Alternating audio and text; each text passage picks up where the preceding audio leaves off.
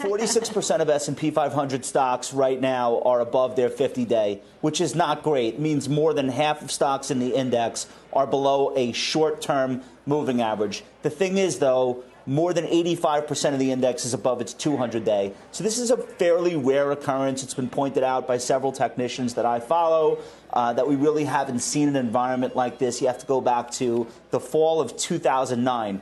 But that actually makes a lot of sense, because the fall of 2009 was another period where we had a massive short-term rally that the markets had to digest. So I'm choosing to look at this breadth divergence as being a moment of digestion and probably ends up being noise. Pick 50 charts at random, like 50 stocks that you've heard of. It's very hard to find stocks that you know of that don't look really good right now. Apple looks so good right now. That's the most important stock in the market, running yet again. New highs for Costco, new highs for Target looks incredible. Home builders are bouncing, industrials are bouncing. FedEx, UPS look good. The ARC stocks are not giving anything back after a huge run. So it's really hard to find important, quote unquote, important stocks that don't look good. I concede, though, there's a lot of weakness in some of the lesser-known small-cap names, some of the lesser-known material stocks, but they've all had huge runs. So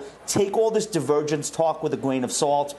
At no point in the last 10 years has it actually mattered that the S&P equal weight didn't make a new high on the same day as the S&P 500 did. That has never mattered. So I know a lot of people look at it. I talk about it, too. I'm guilty. It's not the big picture. The big picture is big, important stocks look phenomenal. And I think we'll stick with that.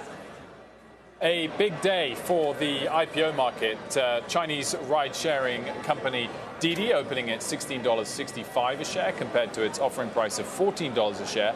However, the stock is losing steam as we head into the close. It's only higher by 2% now. Cybersecurity company SentinelOne also seeing strong demand, opening at $46 a share compared to its IPO price of $35. That stock higher by 22%. And biometric screening company Clear rounding out the company, the group with shares rallying 32%. Mike, clearly there's a lot of action here in the capital markets. Q1 was all SPACs. It's going back to the more traditional methods and IPOs.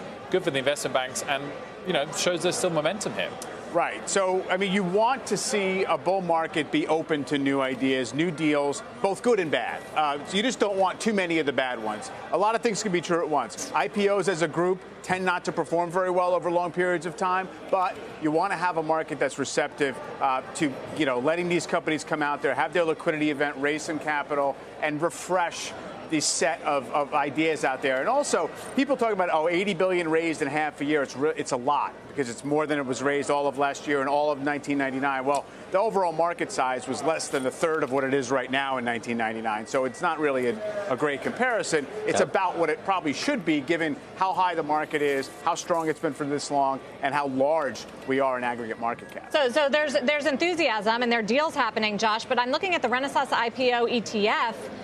For the year to date, it's pretty flat, maybe up a few percentage points, underperforming the broader market. So what does that say about where we are in IPO land? Sarah, that's a function of that fund's construction. They don't just have an IPO and then sell it after 30 days. They actually will hold these stocks for 18 months and still call them IPOs.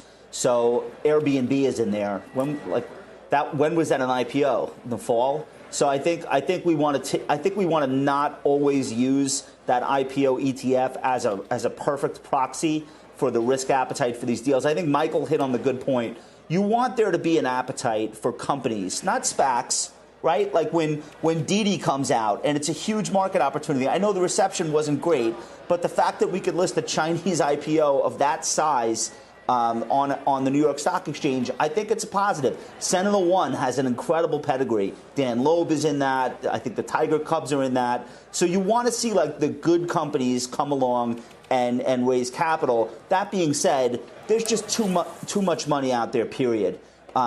Speaking of the rebalance, the U.S. stock market has gone from $30 trillion total to $48 trillion over the last couple of years, over the last, I think, 14 months. That's an incredible amount of capital in the markets. I saw Kodak Black, the rapper, take $100,000 allegedly and throw it off a boat in the Atlantic Ocean last night on Instagram. This is the kind of thing that goes on when there's just too much money out there.